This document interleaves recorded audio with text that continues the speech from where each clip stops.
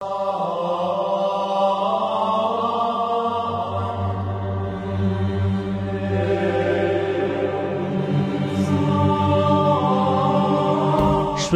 ಕೌಸಲ್ಯೆಯ ಸುಪುತ್ರ, ಅಯೋಧ್ಯೆ ಮಹಾರಾಜ ದಶರಥನ ಮಗ. ರಾವಣ ಸಂಹಾರಕ್ಕಾಗಿ ಮಹಾವಿಷ್ಣು ರಾಮನ ಅವತಾರವನ್ನ ಎತ್ತಬೇಕಾಯಿತು. ನಿಮ್ಗೆಲ್ಲ ಗೊತ್ತಿರೋ ಹಾಗೆ 14 ವರ್ಷ ವನವಾಸ ಸಮಯದಲ್ಲಿ ದುಷ್ಟ ರಾವಣ ಸೀತೆಯನ್ನ ಅಪಹರಣ ಮಾಡಿಬಿಡ್ತಾನೆ. ಹೀಗಾಗಿ ರಾಮನು ಸೀತೆಯನ್ನ ಹುಡುಕಿ ಹೊರಡ್ತಾನೆ. ಆದ್ರೆ ನಿಮಗ್ ಗೊತ್ತಾ, ಸೀತೆಗೂ ಮುನ್ನ ರಾಮನ ತಾಯಿ ಕೌಸಲ್ಯನ್ನ ಅಪಹರಣ ಮಾಡಿದ್ದ. ಅರೇ ಶಾಕ್ ಆಯ್ತಾ? ಎಸ್, ಆಗಿರ್ಲೇಬೇಕು. ಯಾಕಂದ್ರೆ ಈ ಬಗ್ಗೆ ರಾಮಾಯಣದಲ್ಲಿ ಉಲ್ಲೇಖವಿಲ್ಲ. ಆದ್ರೆ ಆನಂದ ರಾಮಾಯಣದಲ್ಲಿ ಇದೇ ವಾಲ್ಮೀಕಿ ಉಲ್ಲೇಖಿಸಿದ್ದಾರೆ. ಹಾಗಾದ್ರೆ ಸೀತೆಗೂ ಮೊದಲೇ ರಾವಣ ಕೌಸಲ್ಯನ್ನ ಅಪಹರಣ ಮಾಡಿದ್ದು ಯಾಕೆ? ತನ್ನ ಸಾವಿಗೆ ಹೆದರಿದ ರಾವಣ ಕೌಸಲ್ಯನ್ನ ಅಪಹರಿಸಿದ್ನ. ಈ ವೇಳೆ ಶ್ರೀರಾಮ ಏನು ಮಾಡಲಿಲ್ಲ ಯಾಕೆ? ಸೀತೆಗಾಗಿ ಅಷ್ಟೆಲ್ಲ ಕಷ್ಟಪಟ್ಟ ಶ್ರೀರಾಮ ತನ್ನ ತಾಯಿಯ ಅಪಹರಣವನ್ನು ಅದೇ ರಾವಣ ಮಾಡಿದಾಗ ಸುಮ್ನಿದ್ದ ಯಾಕೆ ಅನ್ನೋದರ ಎಲ್ಲಾ ಇಂಚಿಂಚು ಮಾಹಿತಿಯನ್ನ ಇವತ್ತಿನ ಈ ವಿಡಿಯೋದಲ್ಲಿ ನೋಡೋಣ. ವಿಡಿಯೋ ತುಂಬಾ ಇಂಟ್ರೆಸ್ಟಿಂಗ್ ಆಗಿರುತ್ತೆ, ಪೂರ್ತಿಯಾಗಿ ನೋಡಿ. ಈ ಮಾಹಿತಿಗಳನ್ನೆಲ್ಲ ತುಂಬಾ ಕಷ್ಟಪಟ್ಟು ನಿಮಗೆ ತಿಳಿಸೋದಕ್ಕೆ ಒಂದು ಪ್ರಯತ್ನವನ್ನ ಮಾಡಿದ್ದೀನಿ. ನನ್ನ ಈ ಶ್ರಮಕ್ಕೆ ನಿಮ್ಮಿಂದ ಬಯಸೋದು ಕೇವಲ ಒಂದೇ ಒಂದು ಮೆಚ್ಚುಗೆ, ಅಂದ್ರೆ ಲೈಕ್ ಮಾತ್ರ.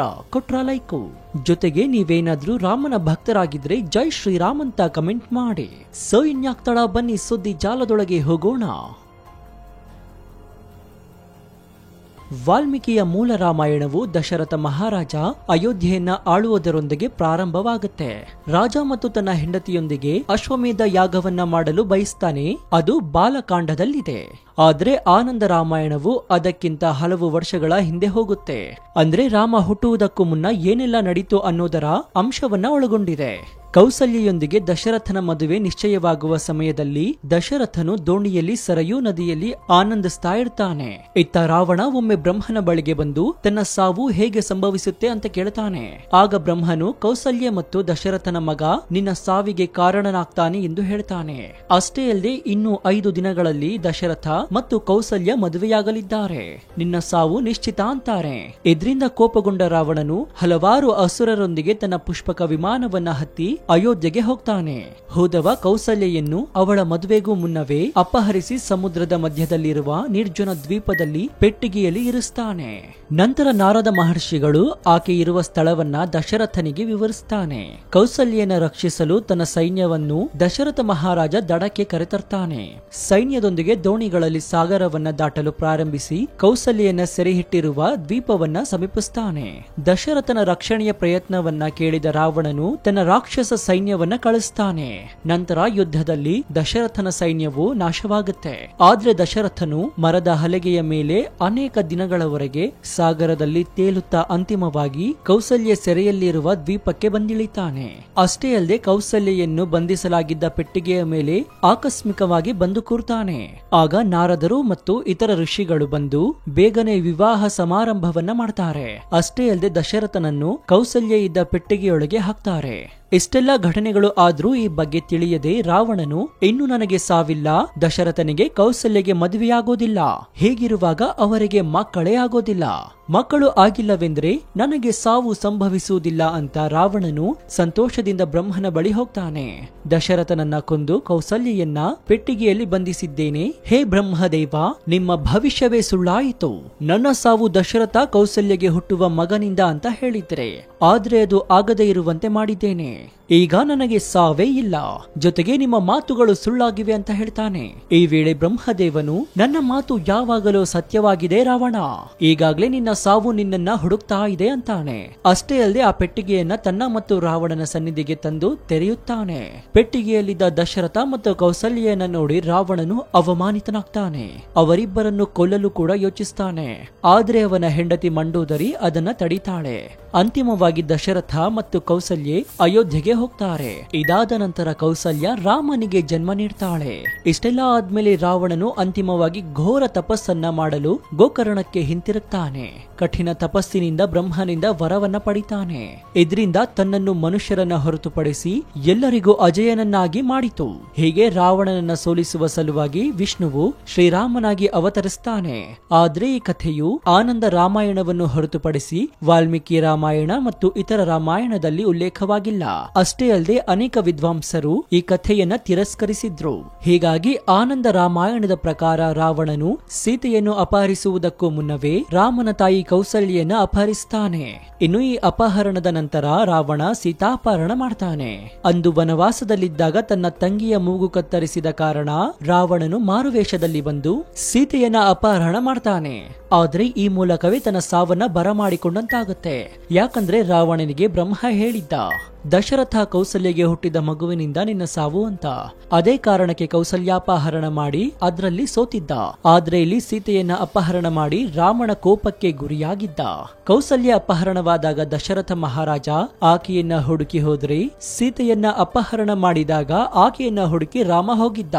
ಆದ್ರೆ ಇಲ್ಲಿ ಒಬ್ಬ ವ್ಯಕ್ತಿಯೇ ಅಂದ್ರೆ ರಾವಣನೊಬ್ಬನೇ ಅತ್ತೆ ಮತ್ತು ಸೊಸೆ ಇಬ್ಬರನ್ನು ಅಪಹರಣ ಮಾಡಿದ್ದ.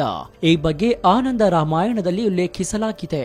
ಹಿಂದೂ ಧರ್ಮದ 2 ಪವಿತ್ರ ಗ್ರಂಥಗಳು ರಾಮಾಯಣ ಮತ್ತು ಮಹಾಭಾರತ. ರಾಮಾಯಣ ಮಹಾಭಾರತ ನಿಜವಾಗಿಯೂ ನಡೆದಿದ್ಯಾ ಅಥವಾ ಇವೆಲ್ಲ ಕೇವಲ ಕಥೆಗಳಷ್ಟೇನಾ ಎನ್ನುವ ಗೊಂದಲ ಇವತ್ತು ನೆನೆಯದ್ದಲ್ಲ. ಹೀಗೊಂದು ಅನುಮಾನ ನಮ್ಮ ಮಹಾಕಾವ್ಯಗಳ ಬಗ್ಗೆ ಅನಾದಿ ಕಾಲದಿಂದಲೂ ಸಹ ಇದೆ.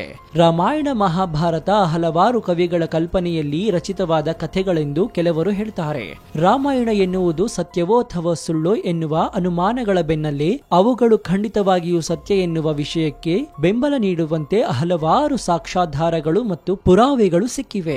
ಈ ಬಗ್ಗೆ ನಮ್ಮ ಚಾನೆಲ್ ನಲ್ಲಿ ಒಂದು ವಿಡಿಯೋ ಇದೆ, ಅದರ ಲಿಂಕ್ ಕೆಳಗಿನ ಡಿಸ್ಕ್ರಿಪ್ಷನ್ ನಲ್ಲಿ ಇದೆ, ಅದನ್ನು ನೀವು ನೋಡಬಹುದು. ಇನ್ನು ಇತ್ತೀಚೆಗೆ ಶ್ರೀರಾಮ ಮಾಂಸವನ್ನ ತಿಂದಿದ್ದನಾ ಅನ್ನೋ ಪ್ರಶ್ನೆ ಎಲ್ಲೆಡೆ ಸದ್ದು ಮಾಡಿದೆ. ಹಾಗಾದ್ರೆ ನಿಜಕ್ಕೂ ರಾಮ ಮಾಂಸಾಹಾರಿಯಾಗಿದ್ದ? ಕ್ಷತ್ರಿಯರು ಮಾಂಸಾಹಾರಿಗಳು ಹಾಗಿದ್ರೆ ರಾಮನು ಮಾಂಸಾಹಾರಿಯಾಗಿದ್ನ? ವಾಲ್ಮೀಕಿ ಬರೆದಿರುವ ರಾಮಾಯಣದಲ್ಲಿ ಏನಿದೆ, ಅಯೋಧ್ಯಾಕಾಂಡ, ಅರಣ್ಯಕಾಂಡದಲ್ಲಿ ಏನಿದೆ ಅನ್ನೋದರ ಕುರಿತು ಒಂದು ವಿಡಿಯೋ ನಮ್ಮ ಚಾನೆಲ್ ನಲ್ಲಿ ಇದೆ. ಅದರ ಲಿಂಕ್ ಕೂಡ ಕೆಳಗಿನ ಡಿಸ್ಕ್ರಿಪ್ಷನ್ ನಲ್ಲಿ ಇದೆ, ಅದನ್ನು ನೀವು ನೋಡಬಹುದು. ಭಗವಾನ್ ರಾಮನ ಸಾವಿನ ಬಗ್ಗೆಯೂ ಪ್ರಶ್ನೆಗಳು ಹಾಗೆ ಉಳಿದುಕೊಂಡಿವೆ. ಅರೆ, ಶ್ರೀರಾಮನಿಗೆ ಸಾವ? ಈ ವಿಷಯ ಬಹಳಷ್ಟು ಜನರಿಗೆ ಗೊತ್ತಿಲ್ಲ. ಶ್ರೀಕೃಷ್ಣನ ಸಾವು ಓರ್ವ ಬೇಡನಿಂದ ಆಗಿತ್ತು. ಹಾಗೆಯೇ ವಿಷ್ಣುವಿನ ಒಂದೊಂದು ಅವತಾರಕ್ಕೂ ಅಂತ್ಯ ಅನ್ನೋದು ಇದ್ದೇ ಇದೆ.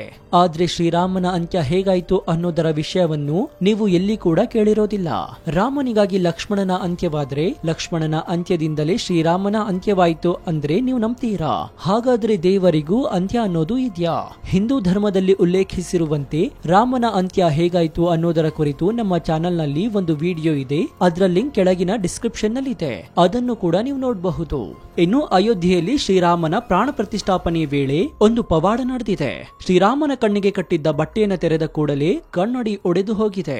ಈ ಪವಾಡವನ್ನ ಕಂಡು ಪ್ರಧಾನಿ ಮೋದಿಯೇ ಶಾಕ್ ಆಗಿದ್ದಾರೆ. ಆ ಕುರಿತು ಒಂದು ವಿಡಿಯೋ ನಮ್ಮ ಚಾನೆಲ್ ನಲ್ಲಿದ್ದು ಅದರ ಲಿಂಕ್ ಅನ್ನು ಕೂಡ ಡಿಸ್ಕ್ರಿಪ್ಷನ್ ನಲ್ಲಿ ಹಾಕಿದ್ದೀನಿ. ಇನ್ನು ಅಯೋಧ್ಯೆಯಲ್ಲಿ 3 ಸೆಕೆಂಡಿನಲ್ಲಿ ಬಾಂಬ್ ಸ್ಫೋಟವೊಂದು ತಪ್ಪಿದೆ. ಅದನ್ನ ಕೋತಿಯೊಂದು ತಪ್ಪಿಸಿದ್ದು, ಅದರ ವಿಡಿಯೋ ಕೂಡ ನಮ್ಮ ಚಾನೆಲ್ ನಲ್ಲಿದ್ದು ಅದರ ಲಿಂಕ್ ಅನ್ನು ಕೂಡ ಡಿಸ್ಕ್ರಿಪ್ಷನ್ ನಲ್ಲಿ ಹಾಕಿದ್ದೀನಿ, ಅದನ್ನು ಕೂಡ ನೀವು ನೋಡಬಹುದು. ಇನ್ನು ಸಾಗರದಾಳದಲ್ಲಿ ಮುಳುಗಿರುವ ದ್ವಾರಕದಲ್ಲಿ ಶ್ರೀರಾಮನ ಶರೀರ ಪತ್ತೆಯಾಗಿದೆ. ಮುಳುಗಿರುವ ದ್ವಾರಕದಲ್ಲಿ ಸಾವಿರಾರು ಅಸ್ಥಿಪಂಜರಗಳು ಸಿಕ್ಕಿವೆ. ಹಾಗಾದ್ರೆ ಅದರಲ್ಲಿ ಶ್ರೀರಾಮನ ಅಸ್ಥಿಪಂಜರ ಯಾವುದು? ಅದರ ಕುರಿತು ಒಂದು ವಿಡಿಯೋ ನಮ್ಮ ಚಾನೆಲ್ ನಲ್ಲಿದ್ದು ಅದರ ಲಿಂಕ್ ಅನ್ನು ಕೂಡ ಡಿಸ್ಕ್ರಿಪ್ಷನ್ ನಲ್ಲಿ ಹಾಕಿದ್ದೀನಿ, ಅದನ್ನು ಕೂಡ ನೀವು ನೋಡಬಹುದು. ನೀವೆಲ್ಲ ನಮ್ಮ ಚಾನೆಲ್ ನಲ್ಲಿರುವ ಅನೇಕ ಕುತೂಹಲಕಾರಿ ವಿಡಿಯೋಗಳನ್ನ ನೋಡ್ತಿದ್ದೀರಾ, ಆದ್ರೆ ಲೈಕ್ ಅನ್ನ ಮಾತ್ರ ಮಾಡ್ತಿಲ್ಲ, ಜೊತೆಗೆ ಸಬ್ಸ್ಕ್ರೈಬ್ ಅನ್ನು ಕೂಡ ಆಗ್ತಿಲ್ಲ. ನಮ್ಮ ವಿಡಿಯೋಗಳು ನಿಮಗೆ ಇಷ್ಟವಾದ್ರೆ ಪ್ಲೀಸ್ ಆ ವಿಡಿಯೋಗೆ ಒಂದು ಲೈಕ್ ಅನ್ನ ಕೊಡಿ. ಜೊತೆಗೆ ಇಂತಹ ಅನೇಕ ಕುತೂಹಲಕಾರಿ ವಿಡಿಯೋಗಳ ಬಗ್ಗೆ ಅಪ್ಡೇಟ್ ಅನ್ನ ತಿಳಿಯಲು ನಮ್ಮ ಚಾನೆಲ್ ಸಬ್ಸ್ಕ್ರೈಬ್ ಮಾಡಿಕೊಂಡು ಪಕ್ಕದಲ್ಲಿರುವ ಬೆಲ್ ಐಕಾನ್ ಅನ್ನು ಪ್ರೆಸ್ ಮಾಡಿ. ನಾವು ಕೊಟ್ಟ ಈ ಮಾಹಿತಿ ನಿಮಗೆ ಇಷ್ಟವಾದಲ್ಲಿ ಒಂದು ಲೈಕ್, ಜೊತೆಗೆ ನಿಮ್ಮ ಅನಿಸಿಕೆ ಏನು ಅಂತ ಕಮೆಂಟ್ ಮೂಲಕ ತಿಳಿಸಿ. ಇದರಿಂದ ನಮಗೆ ಇನ್ನೂ ಹೆಚ್ಚೆಚ್ಚು ವಿಷಯಗಳನ್ನ ನಿಮ್ಮ ಮುಂದೆ ಹಂಚಿಕೊಳ್ಳಲು ಉತ್ಸುಕರಾಗ್ತೀವಿ. ಇನ್ನು ನಮ್ಮ ಚಾನೆಲ್ ನಲ್ಲಿ ಇಂತಹ ಅನೇಕ ಕುತೂಹಲಕಾರಿ ವಿಡಿಯೋಗಳು ಇವೆ, ಅದನ್ನು ನೋಡಿ ಪ್ರೋತ್ಸಾಹಿಸಿ. ಧನ್ಯವಾದ.